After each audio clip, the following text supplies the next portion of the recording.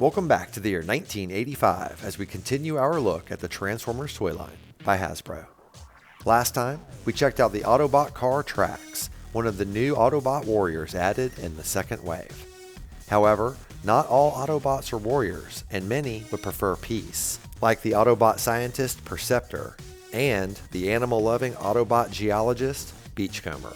And today, we'll be taking a look at Beachcomber here on KREED'S Collection.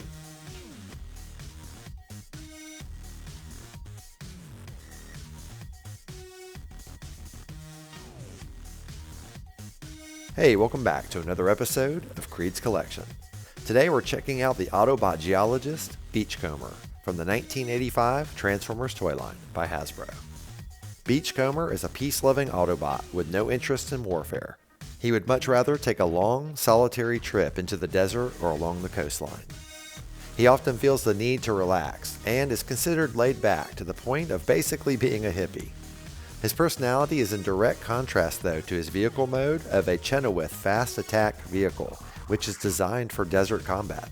Hasbro stripped off the weapons and called Beachcomber a doom buggy, but it's an interesting anti-war message, taking an attack vehicle and making it a nature-loving hippie. And now that we know a bit more about Beachcomber, let's take a closer look. For a mini-bot, Beachcomber is pretty detailed, with headlights as well as roll bars, and he's even got a nice texturing here on the side of the door.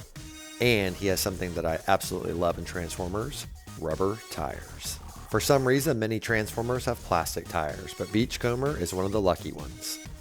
As we come around to the backside, you can see what I guess are fuel tanks right here. I suppose you'd want extra fuel if you're going out into the middle of the desert. Here on the passenger side, it looks the same, but I wanted to point out the texturing on the seats and just some of the small fine details that are on this guy. Beachcomber definitely has one of the best vehicle forms of all the mini-bots. Okay, now it's time to test out these rubber wheels with a roll test. Oh yeah, super smooth. We'll go ahead and do that one more time, and here we go. I think it's safe to say Beachcomber rolls the best of any mini-bot we have shown so far. Like all Transformers from 1985, Beachcomber has a rub symbol that reveals he is an Autobot. Now we're going to transform Beachcomber into his robot mode. You want to start by taking the front hood here and flipping it out. So you just take that, like so, and pull it all the way down. And this is going to form his legs, so you just do that on both sides. Now after you get his legs flipped out, you want to take his arms, which are on the side here, and just pull. Now there you go. Once you've done that, take his head and flip it up, and that's it. You have transformed Beachcomber into his robot mode. Beachcomber is a pretty interesting character as far as Transformers go, in the fact that he's so peaceful and enjoys relaxing. He also has a very interesting voice. He sounds kind of like a radio DJ. He's all like, "Hey man, how you doing? It's Beachcomber." You know, having such a laid-back attitude and loving animals and peace as much as Beachcomber does, I'll bet it's caused him some problems. "Hey there, little kitty. Why don't you come over here and let Beachcomber give you a pat on the head?" Oh no!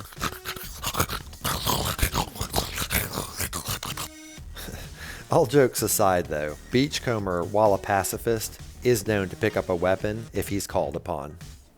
Now let's go ahead and take a closer look at Beachcomber's robot mode. As you can see, he looks super clean. His color scheme of blue and gray looks fantastic in my opinion. He is definitely one of the best Transformers because his buggy mode and his robot mode both look great, and he even has great articulation, which we'll look at in a second. As we take a closer look at his face, I want to point out how much I like his eyes. The visor looks like sunglasses to me, which definitely goes with his laid-back attitude. His arms actually look like arms, and he has thumbs molded into his hands. So he's actually a great sculpt as well. And his chest stickers still look nice, fresh, and clean.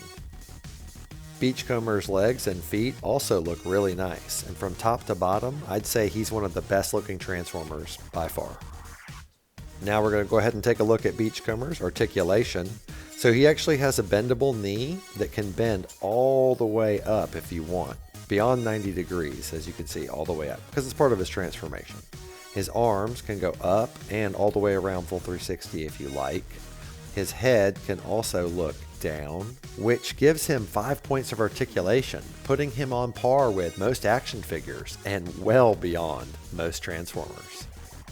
On the back of Beachcomber's head, on the very back of the buggy, you can see his copyright information. Takara, 1984, Japan. I was really surprised not to see a Hasbro stamp on this as well, but there's not. Here's a quick look at Beachcomber's tech spec. If you'd like to read it, pause now. And now for our He-Man size comparison. Beachcomber would not do very well in the Planet of Eternia. Sure, there's a lot of open space for him to travel around and explore, but the constant war of the Masters of the Universe would be too much for him to handle. Thank you so much for taking the time to watch my toy retrospective for Beachcomber from the 1985 toy line Transformers by Hasbro. It just occurred to me that the last 3 Transformers we've looked at have all been blue and silver color schemes: Soundwave, Trax, and Beachcomber. So for the next Transformer, I'll try to pick one that's not blue and silver. If you enjoyed the video, please leave a thumbs up. And if you have any thoughts, please leave a comment. I love reading and responding to them. And while you're at it, if you haven't already, please consider subscribing. I'd really appreciate it and it would help my channel grow. I do a retrospective on a toy from my vintage collection every Wednesday. So hope to see you next week and every week after, here on KREED'S Collection.